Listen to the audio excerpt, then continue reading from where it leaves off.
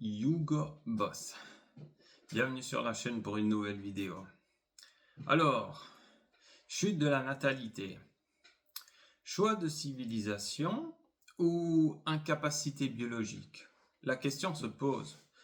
Oui, parce que d'après les démographes, la chute de la natalité ne serait rien d'autre qu'une conséquence du progrès technologique.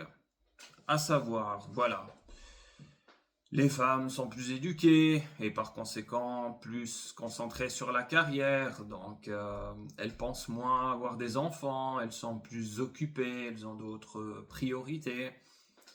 D'un autre côté, voilà aussi l'accès aux moyens de contraception, on peut mieux choisir si avoir des enfants ou pas et quand, éviter les grossesses non désirées.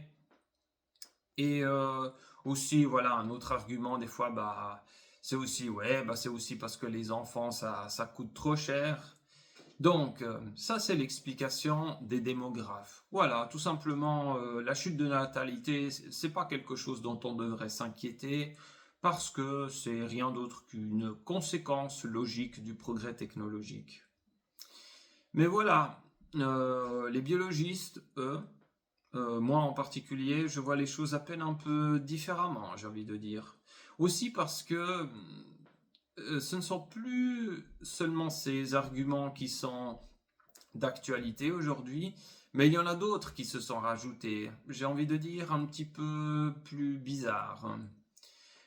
J'ai parlé une fois avec la mère d'un de mes anciens camarades de classe et elle m'a dit comme ça dans la volée, parce que voilà, elle est la mère de mon camarade de mon ancien camarade de classe, donc c'est un garçon, aujourd'hui c'est un homme. Et puis elle est mère aussi d'une fille qui est plus jeune, donc de la sœur donc de mon camarade de classe. Elle est plus jeune.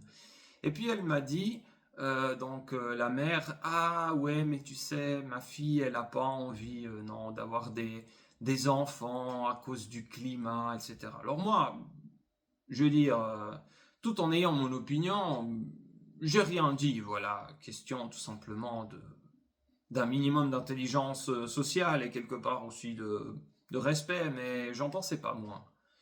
Quand je suis rentré chez moi, je me suis dit, mais pour le climat, non mais sérieusement.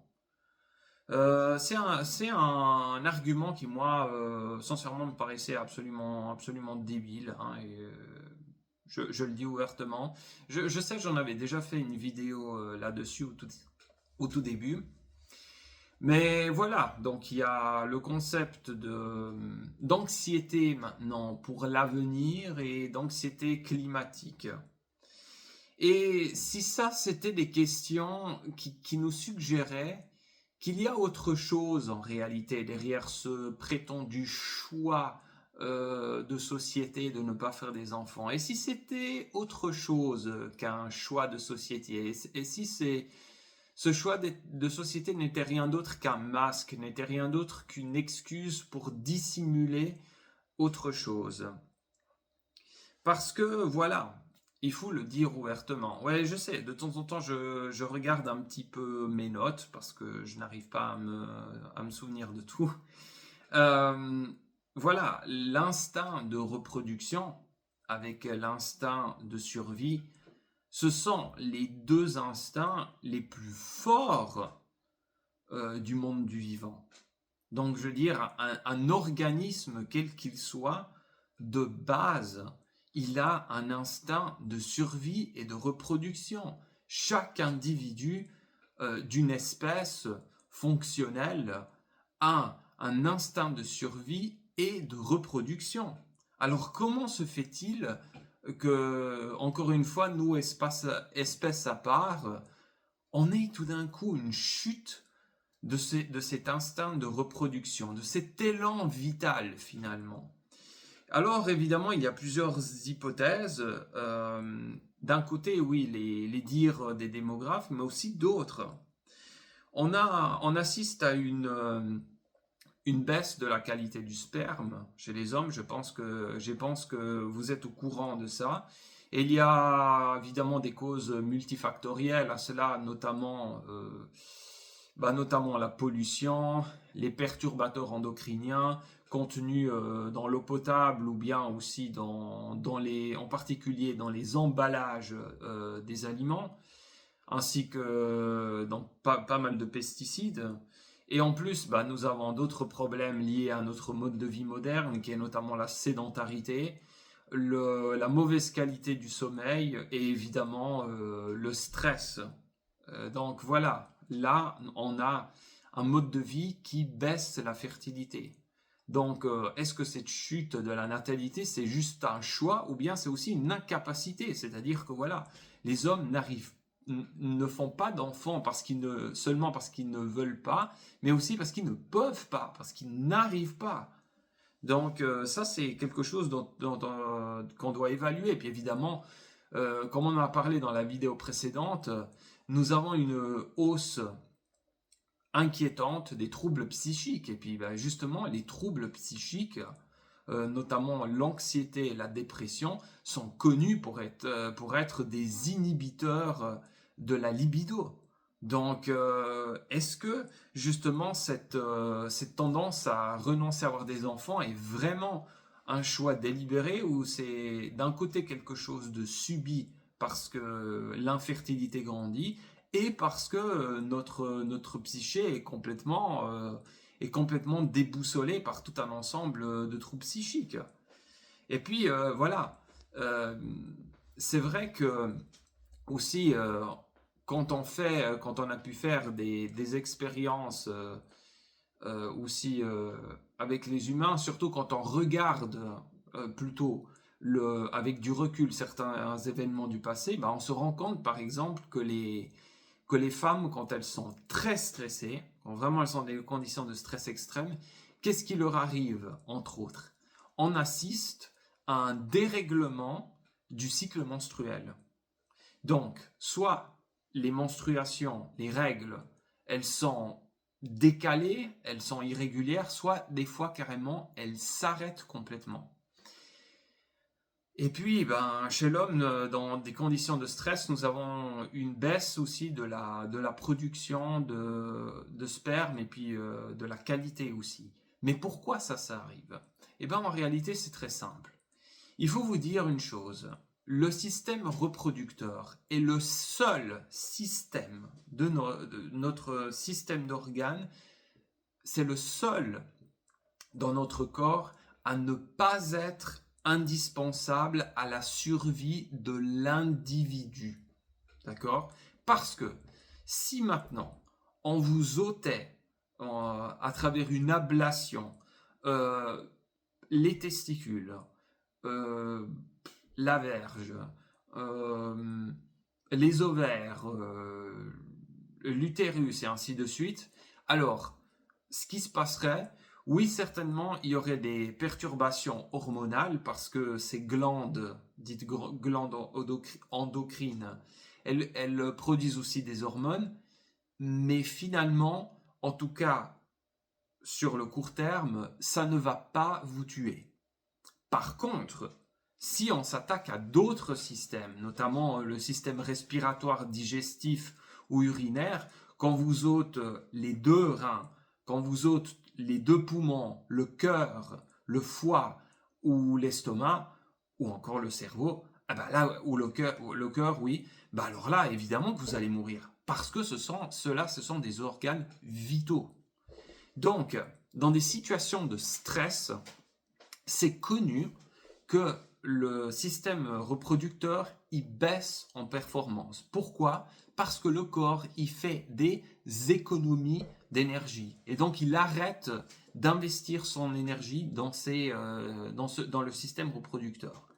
Et donc, voilà, maintenant, tout simplement, on peut se demander, est-ce que c'est pas ce qui est en train d'arriver, justement? Est-ce que cette quantité de gens stressés et puis sous influence de malbouffe et autres ne se reproduisent pas, non pas parce que vraiment ils le veulent, mais parce qu'ils sont dans l'incapacité de le faire. Soit parce que physiologiquement ils ne le peuvent pas, soit parce que psychologiquement ils sont tellement sous emprise de leurs troubles que ça leur vient plus à l'idée.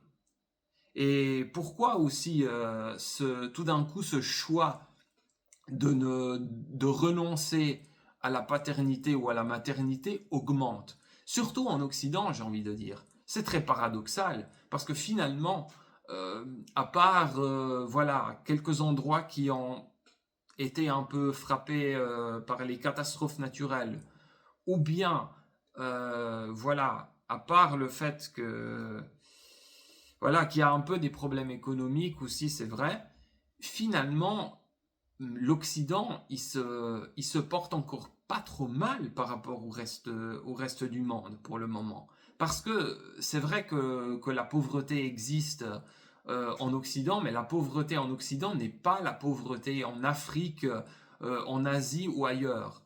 Parce que mis à part quelques rares cas de pauvreté extrême, où voilà, les gens sont à la rue et ils n'ont plus rien, ça c'est terrible.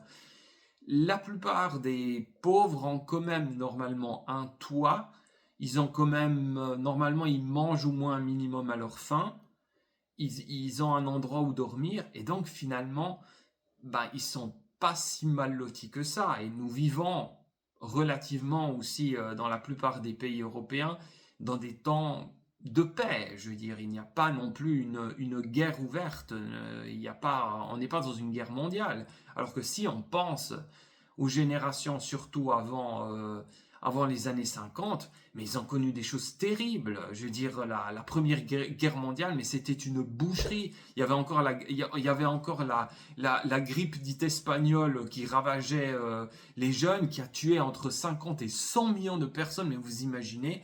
Il y a eu la Deuxième Guerre mondiale qui était tout aussi atroce. Et pourtant, pendant ces périodes, les gens continuaient de faire des enfants malgré ce climat de terreur et d'incertitude. Et aujourd'hui, nous avons un Occident où finalement on a un confort matériel incroyable par rapport au passé, et pourtant on semble être complètement ramolli et on n'a plus cet élan vital de faire des enfants, alors que d'autres les ont fait avant nous dans des temps beaucoup plus durs. Et ça, c'est assez paradoxal quand il pense. Comment on peut s'expliquer ça, quoi? Bah justement, une des explications, c'est que la sélection naturelle, eh bien, comme elle ne peut plus agir sur les enfants en bas âge par le biais des maladies infectieuses et puis des problèmes d'accouchement ou bien la malnutrition, et trier justement les enfants qui n'auraient pas dû survivre jusqu'à l'âge adulte parce que d'après les critères de la nature, uniquement de la nature, ils n'auraient pas été viables sur le long terme, ils auraient donné lieu à des lignées qui auraient été de moins en moins viables sur le long terme. Et bien maintenant qu'on est inondé de personnes comme ça, bah apparemment, vous voyez que ce manque d'instinct de reproduction, il pourrait venir d'un changement de la sélection naturelle qui agit sur le cerveau humain en provoquant tout un ensemble de troubles psychiques, notamment à caractère dépressif, anxieux, et puis rendant aussi les gens particulièrement asociaux, donc incapables de tisser des liens sociaux solides. On en a parlé dans la vidéo de hier. Et donc finalement, toute cette anxiété et cette dépression que beaucoup d'adultes ont aujourd'hui, ben en fait, il découlerait de la sélection naturelle, et ce serait ça, en fait, la cause de la baisse de la natalité. Ces troubles psychologiques agiraient justement sur notre instinct de reproduction, donc sur notre libido, en la baissant et en allant au plus profond de notre cerveau, le cerveau reptilien, et en inhibant l'instinct de reproduction carrément. Ce serait donc plus, dit comme ça, un choix civilisationnel, mais bel et bien un résultat d'une sélection naturelle qui agit sur notre cerveau dans le but de nous empêcher de nous reproduire et de corriger notre démographie. Voilà.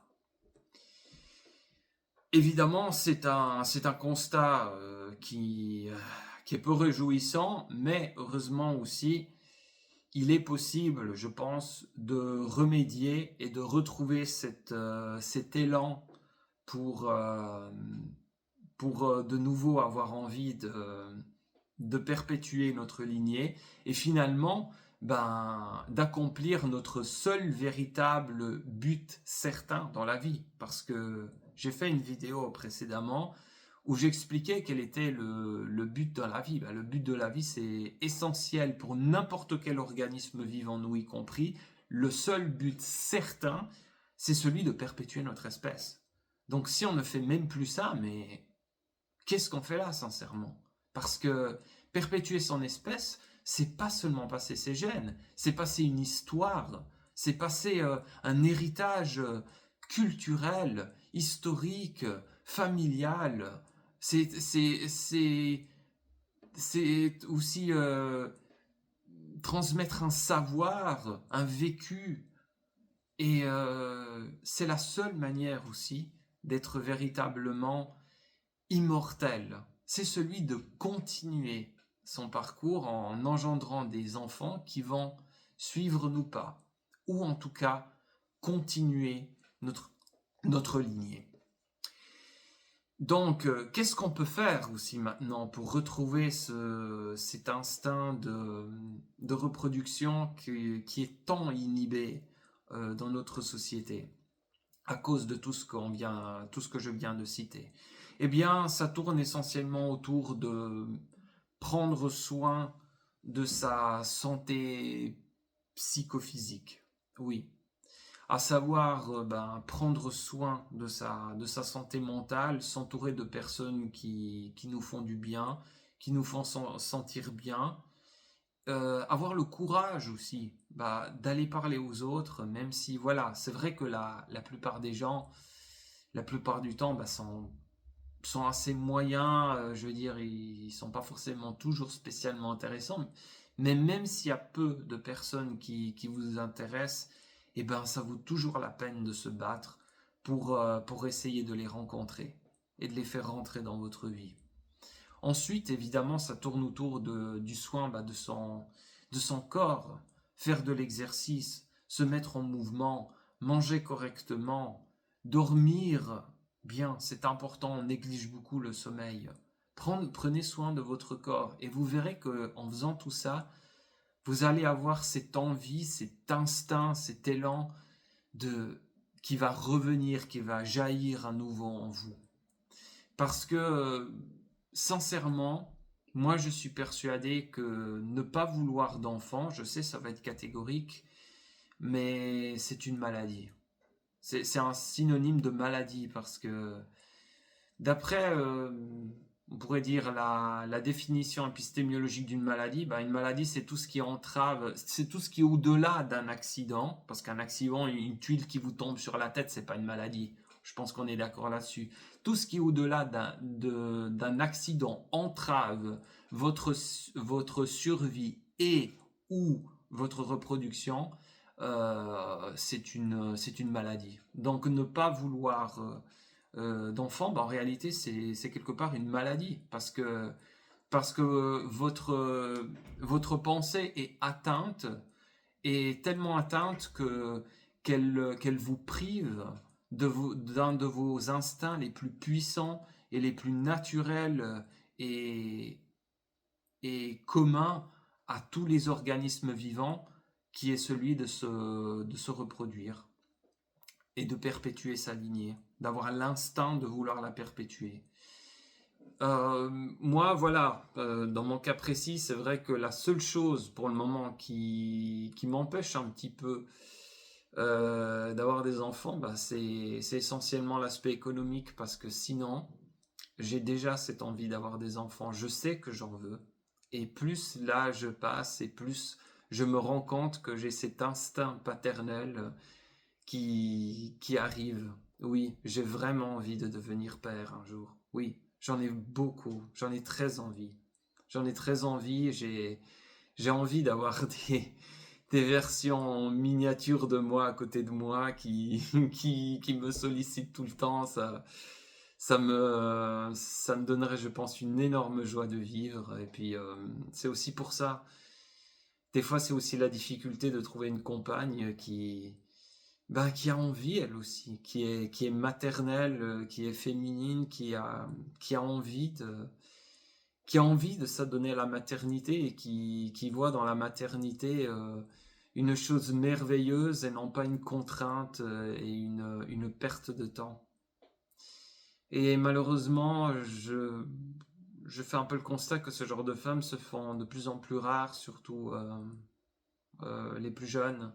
Et je trouve ça personnellement très triste. Donc voilà.